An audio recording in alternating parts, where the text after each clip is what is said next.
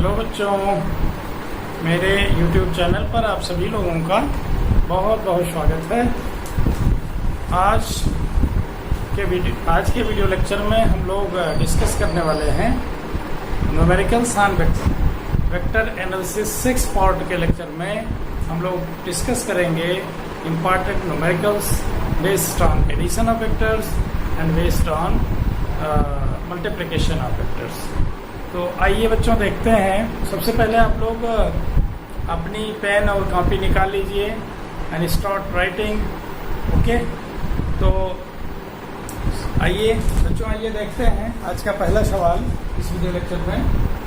दो सदिशों वेक्टर ए व बी के योग व अंतर के परिमाण समान हैं, सिद्ध कीजिए कि दोनों परस्पर लंबवत हैं। इसी प्रश्न को कुछ यूँ पूछा जा सकता है, यदि mod of vector A plus vector B is equal to mod of vector A minus vector b, then find the angle between a and b. चाहे इस रूप में पूछा जाए चाहे इस रूप में, आंसर सेम होगा, यानी दोनों के बीच का कोण ज्ञात कीजिए अगर दोनों के परिमाण योग और अंतर के समान है। ओके, तो इस प्रश्न को भी हम दो तरीके से सॉल्व करें। एक तो वेक्टर प्रोडक्ट का कंसेप्ट लगा करके, और दूसरा वेक्टर एडिशन और सब्ट्रैक्शन का कंसेप्ट लगा करके। तो चलिए आइए देखते हैं सॉल्यूशन। माना दोनों सदिशों वेक्टर ए व बी के बीच का कोण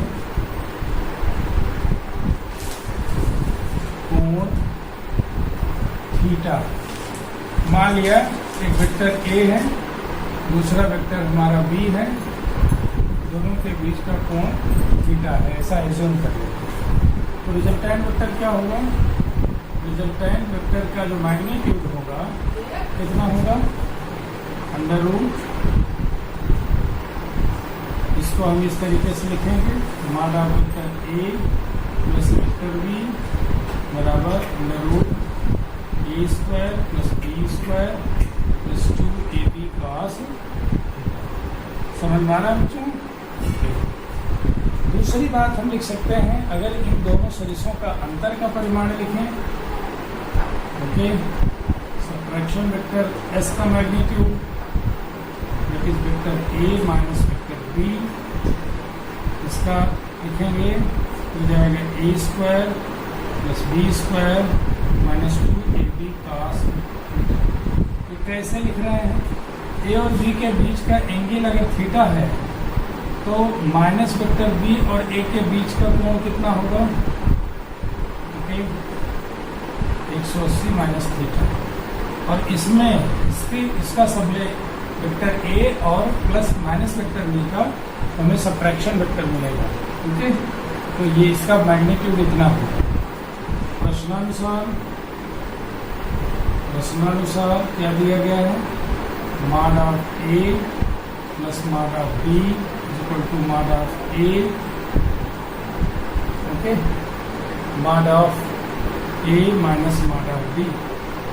ओके, तो अब ये दोनों के परिमाण दिए हैं, दोनों का परिमाण हमने फार्मूले के अनुसार, ध्यान करिए कि हम लोग वेक्टरों का योग और अंतर दोनों का परिणामी का परिमाण निकाले थे।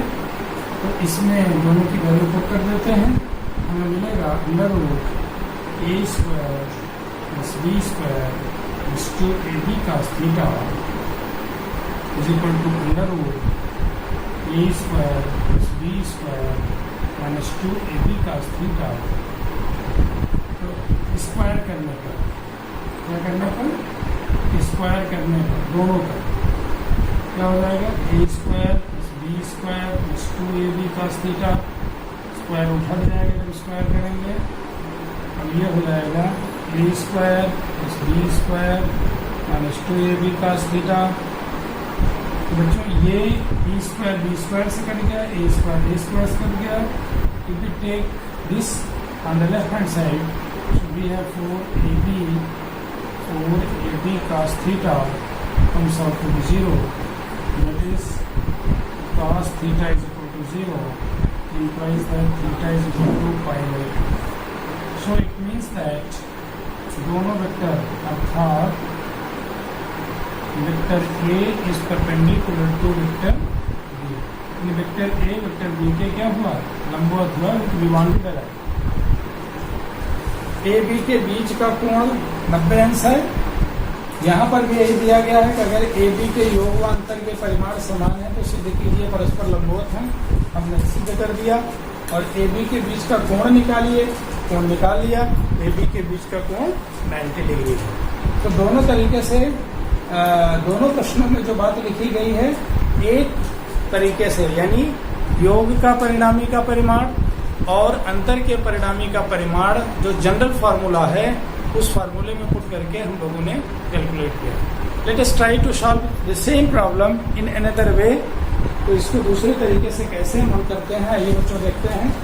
इसको आप पास करके वीडियो इसको नोट कर लीजिए। अब हम दूसरे तरीके से इसी प्रॉब्लम को सॉल्व करने चलेंगे। ये this is one method. Another method से देखिए क्या होगा। ये तो हमने माना ही है कि दोनों के बीच का कोण मान लीजिए थीटा है। तो गिवन दैट क्या दिया है, vector A plus vector B is equal to vector A minus vector B magnitude. हम क्या करेंगे,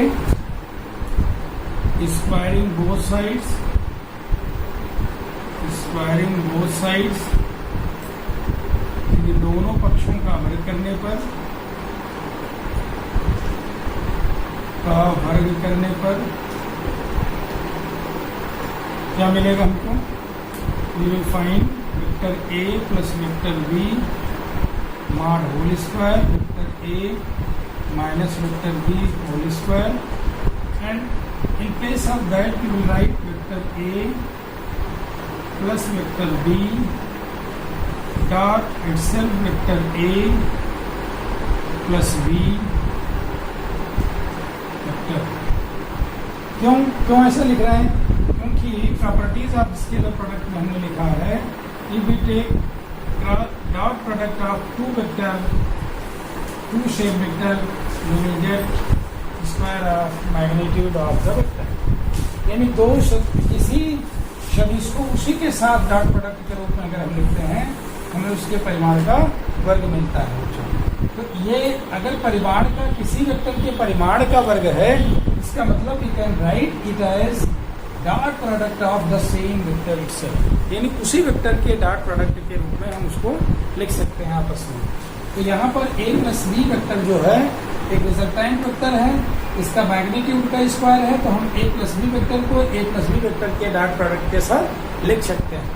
similarly we can also write vector A minus vector B dot vector A minus vector B dot.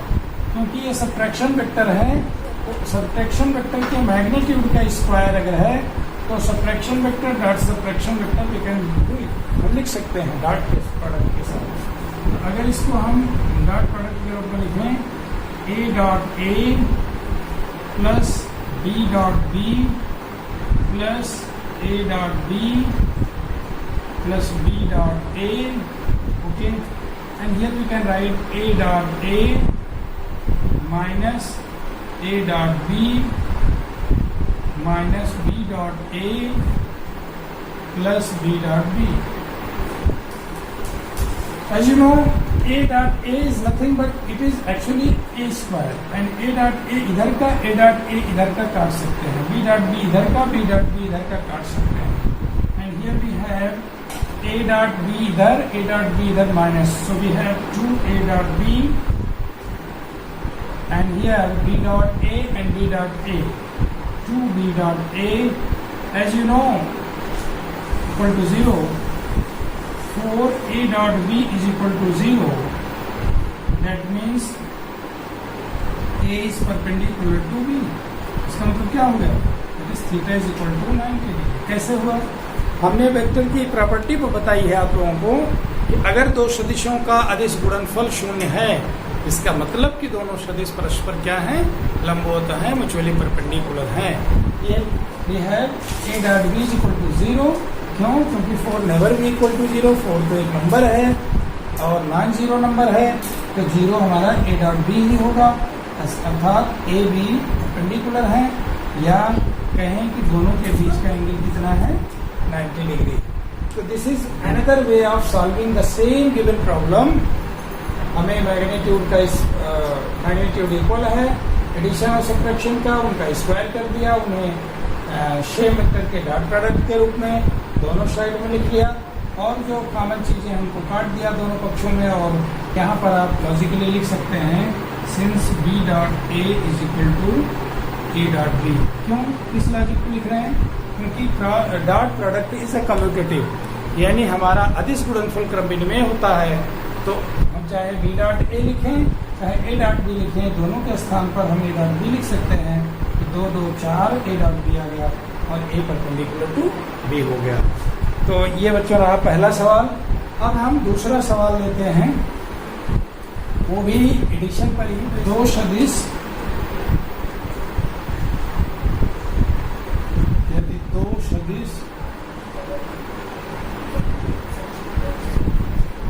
यदि दो सदिश u तथा v का परिणामी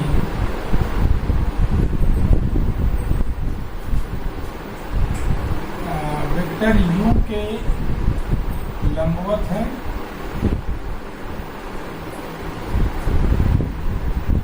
तथा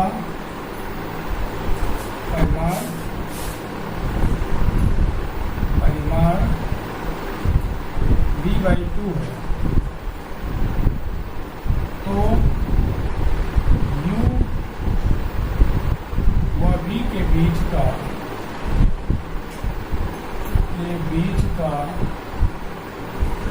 कोण ज्ञात कीजिए। कोण ज्ञात कीजिए। बच्चों बहुत अच्छा सवाल है। Here we have given two vectors u and v. They are such that vector u v perpendicular नहीं है, ध्यान रहे। The resultant of u and v perpendicular है u पर। तो ये जो हम यहाँ पर एक ड्रॉप करेंगे नॉर्मल, दिस नॉर्मल वेक्टर हमारा रिजल्टेंट वेक्टर है, and this resultant vector is normal to vector u। Okay, तो अब इसको इससे ज्वाइन कर दीजिए। डेफिनेटली ये हमारा वेक्टर v होगा। u और v आपस में एक दूसरे के किसी कोण पर जरूर हैं, और वे दोनों मिलकर के एक vector resultant r find out कर रहे हैं यहाँ पर। तो according to question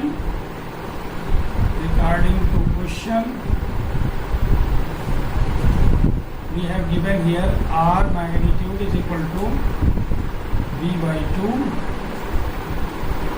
r is nothing but vector r is equal to vector u plus vector v, and this from triangle line। कहाँ से? त्रिभुज नियम से।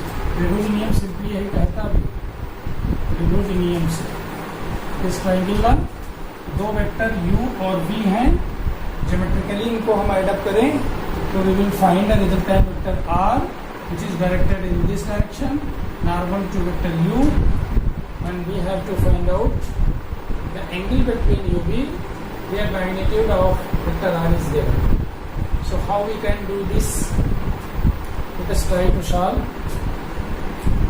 इधर देखिए, मान लेते हैं a और b के बीच का एंगल, u और v के बीच का angle, let this be theta.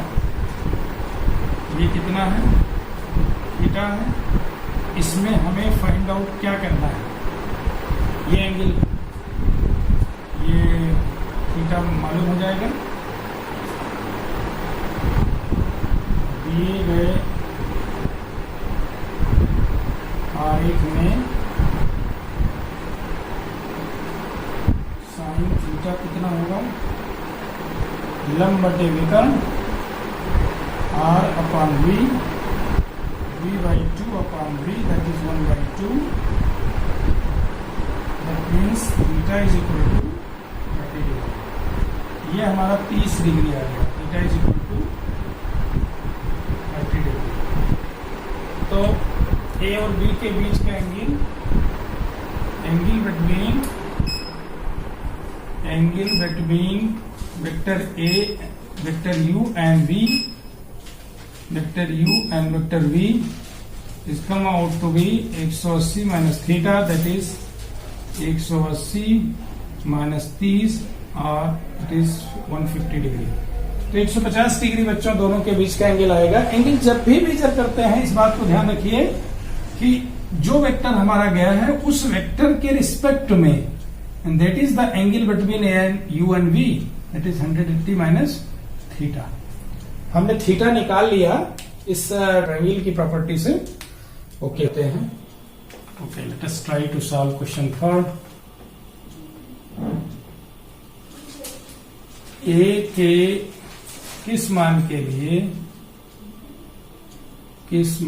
के लिए वेक्टर ए बराबर 2i cap plus A J cap plus 3k cap तथा वेक्टर बी बराबर i cap minus 2j cap plus 5k cap परस्पर लंबवत। बहुत अच्छा क्वेश्चन है, अक्सर पूछा जाता है। हम लोग बच्चों किन्हीं दो वेक्टरों के परस्पर नॉर्मल होने के, म्यूचुअली परपेंडिकुलर होने की कंडीशन पढ़ा है। प्रॉपर्टीज में दो सदिश परस्पर लंबवत होंगे यदि vector a dot vector B बराबर क्या हो जाए, 0 हो जाए। ये हम लोग जानते हैं from the property of scalar. अच्छा, तो अब ए डॉट बी 0 हमको दिखा देना है। ए डॉट बी का सिंपल हम लोगों ने क्या लिखा है, A is equal to 2i cap plus A J cap plus 3k cap. तो यहां से हमको क्या मिला, A X is equal to मिला 2, A Y is equal to मिला ए जेड मिला हमको 3। इसी तरीके से वेक्टर बी कंपैरिजन कर लिया, a x i cap plus a y j cap plus a z k cap से कंपैरिजन कर लिया। B is equal to i cap minus 2j cap plus 5k cap. तो हमें मिल गया b x is equal to 1, b y is equal to minus 2 and b z is equal to 5।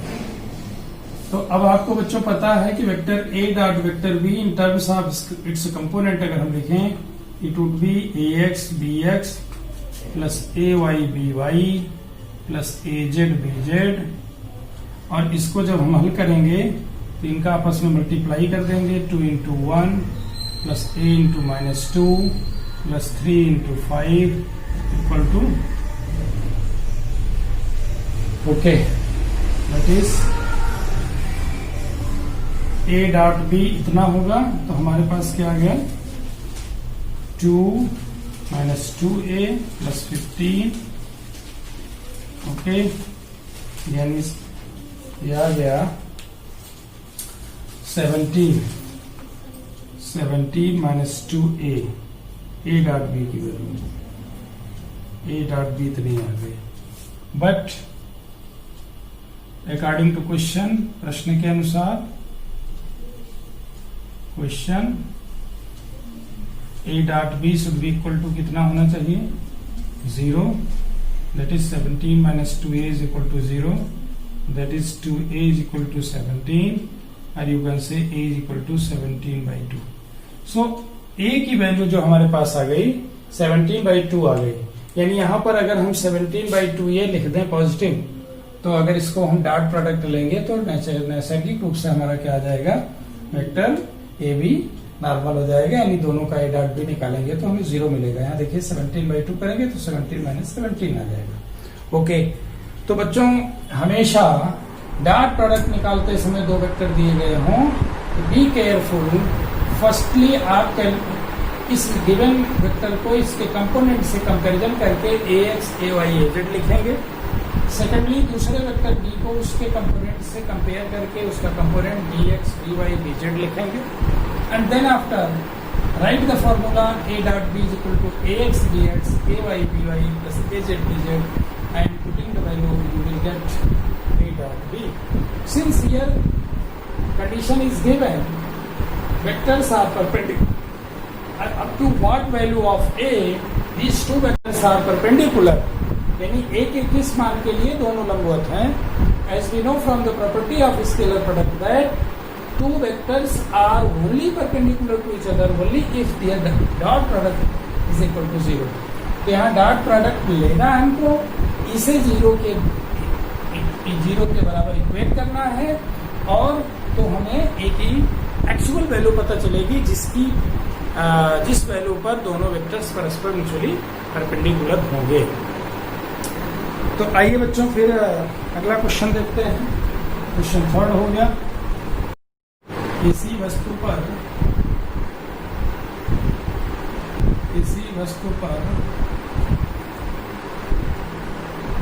F बराबर I cap plus 2j cap plus 3k cap Newton बल लगाने से वस्तु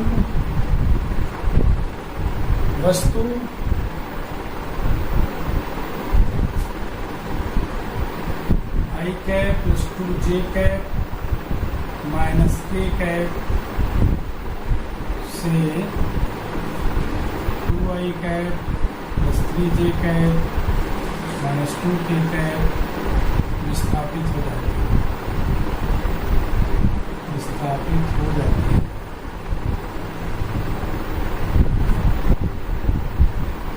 वस्तु पर आरोपित बल द्वारा कृत कार्य की गणना, ध्यान रखें, कृत कार्य की गणना की गई। ये बहुत अच्छा क्वेश्चन है एक तरह से माने। वस्तु स्थिति इससे स्थिति कितना विस्थापित, प्रारंभिक स्थिति ये है, अंतिम स्थिति ये है। तो बल F आपको दिया कितना, I cap plus 2j cap plus 3k cap,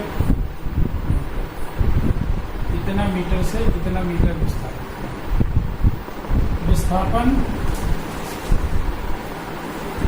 विस्थापन सदिश कितना होता है, vector S is equal to ये आपका अंतिम सदिश माइनस प्रारंभिक सदिश 2i cap plus 3j cap minus 2k cap minus i cap plus 2j cap minus k cap. इसको हल करें तो we have i cap plus j cap minus k cap. ये हमारा कितना मीटर क्या गया, विस्थापन सदिश आ गया वेक्टर S। अब हमें क्या करना है, एज वी नो दैट कृत कार्य होता क्या, कृत कार्य हम लोगों ने अभी गोल्ड की प्रॉपर्टी में पढ़ा है। कृत कार्य amount of work done W is equal to vector F dot vector S, and from that we can write this as I cap plus 2j cap plus 3k cap dot product of I cap plus j cap minus k cap. So that's very simple. क्या हुआ, 1 into 1 plus 2 into 1 plus 3 into minus 1. What we have obtained is 0. क्यों 0? ये मिला हमको 1 plus 2 minus 3 that is equal to 0. 0 joule of work हुआ, यानी कोई कार्य ही नहीं हुआ, वस्तु में विस्थापन भी हो गया। ठीक है, एक स्थान से दूसरे स्थान तक वस्तु चली भी गई, ये बल के आरोपित होने से गई और अंत में देखा गया कि कोई कार्य नहीं हुआ, क्योंकि बाय द वे यहाँ पर जो विस्थापन सदिश निकाला गया वो I plus j minus k और ये जो दिया गया है दोनों का डॉट प्रोडक्ट जब हम ले रहे हैं तो 0 आ रहा है, तो no work will be done in this particular problem. Okay, क्या करना, जब भी कृत कार्य निकालना है फोर्स दिया रहेगा, ठीक है, और एक स्थिति से वस्तु दूसरी स्थिति में विस्थापित होगी तो प्रारंभिक स्थिति दी रहेगी, अंतिम पोजीशन दी रहेगी, और डिस्प्लेसमेंट वेक्टर जब भी हम निकालते हैं, जैसे मान लीजिए ए बी डिस्प्लेसमेंट वेक्टर है, it is equal to vector O B minus vector O A. अब ये हमारा ये वेक्टर ओ ए है, समझ लीजिए, अब ये वेक्टर ओ बी है, ओ बी में से वही अंतिम स्थिति में से प्रारंभिक स्थिति को हमें घटाना होगा। That has been done here. तो इस तरीके से question 4 we have solve. Okay, अब हम लोग बात करेंगे अगले प्रॉब्लम की। क्वेश्चन इस तरीके से है, दो सदिशों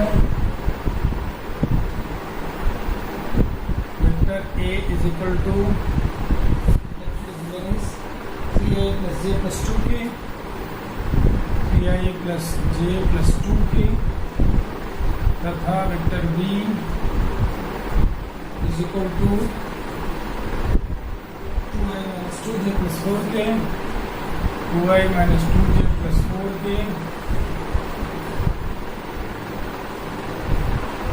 ये लंबवत एकांक सदिश हैं, दो सदिशों के लंबवत एकांक सदिश ज्ञात है,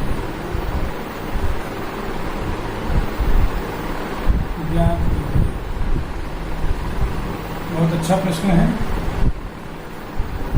किसी दो सदिश के लंबवत, एक सदिश के लंबवत नहीं, कुछ दो सदिश दिए गए, दोनों के लंबवत सदिश नहीं निकालना है, दोनों के लंबवत एकांक सदिश निकालना है। तो आप ध्यान करिए बच्चों, जब हम लोग सदिश गुणनफल की प्रॉपर्टी पढ़ रहे थे, सदिश गुणनफल के बारे में डेफिनेशन पढ़ रहे थे, तो क्या बात थी, दो सदिशों का सदिश गुणनफल एक सदिश राशि जिसका परिमाण ए बी साइन थीटा होता है और दिशा दोनों सदिश जिस तल में होते हैं उसके लंबवत होती है। तो इसका मतलब यह हुआ कि अगर हम दोनों सदिशों का क्रॉस प्रोडक्ट ले लें तो डेफिनेटली वह सदिश वेक्टर ए के और वेक्टर बी के लंबवत होगा। यानी वेक्टर ए सॉल्यूशन की बात हम कर रहे हैं,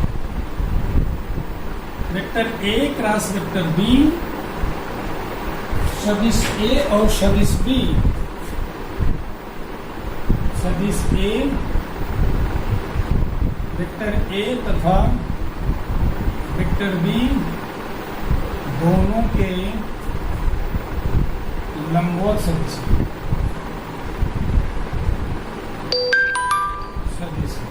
तो हमें क्या करना है, तो ए व बी के लंबवत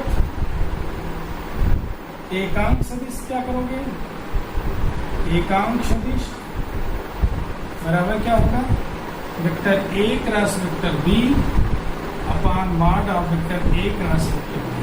ध्यान रखें, यही ए बी के लंबवत सी कैप होगा।